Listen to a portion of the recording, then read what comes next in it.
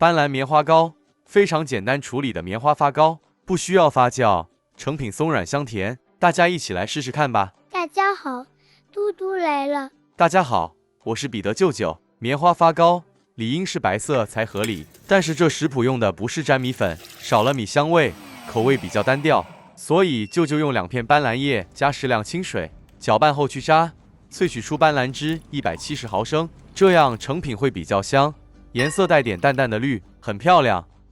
接着加入100克细砂糖拌匀，这用糖量，成品不会太甜，喜欢甜一点的朋友，糖可以多加个20至30克，都可以，可以随自家口味调整。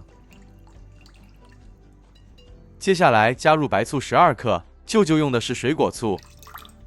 泡打粉15克，拌一拌，泡打粉碰上了白醋，酸碱中和，并且会产生大量的2氧化碳气体，这就是为什么不用酵母，成品也可开裂得很好。搅拌个1至2分钟左右，会产生很多的气泡，不要停止，继续再拌个1-2分钟。充分搅拌均匀后，就像打发过的蛋白，像大家在视频中看到这状态。50克小麦淀粉，250克低筋面粉，过筛。选用低筋面粉，口感比较松软，加点小麦淀粉，增加成品颜色通透性。完成后的成品感觉就比较素雅。粉料过筛后，再用鸡蛋抽拌匀。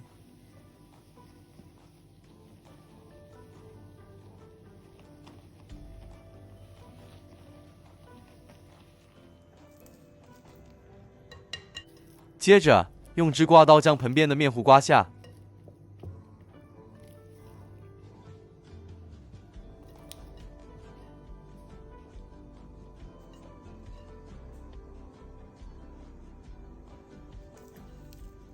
盖好，让拌匀后的面糊静置乳化个10分钟。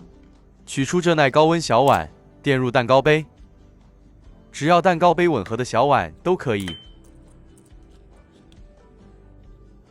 取出静置后的面糊，加入35克植物油，任何味道清淡的食用油都可以，将油完全拌入，一直拌至面糊颜色一致、细腻。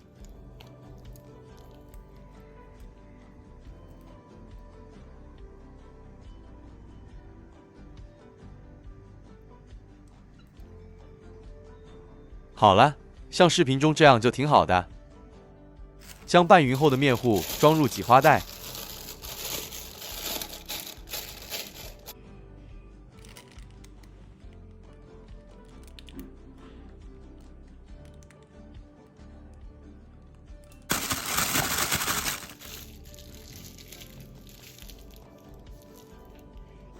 大火预先煮开1锅水，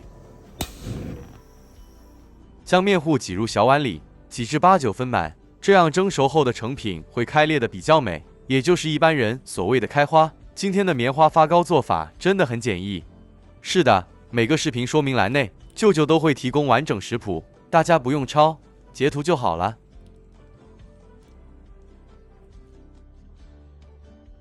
蒸锅里的水必须煮至沸腾，将生坯放上，盖好，盖密，大火蒸20分钟。如果您用的蛋糕杯是最小的，蒸12至15分钟就够了。时间到熄火，直接开盖。哇，超漂亮的呀！还很香呢。锅里取出，室温下置凉。成品像预期这样，淡淡的绿色很漂亮，一个个开花开得美美的，看了真叫人心花怒放。对呀，很开心。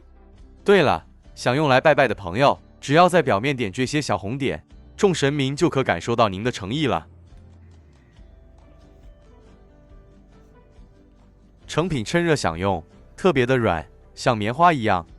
因为用低筋面粉关系，特别松软，加了少许的植物油关系，口感细致酥松，一捏就碎了。甜甜软软松松，特别好吃。超满意。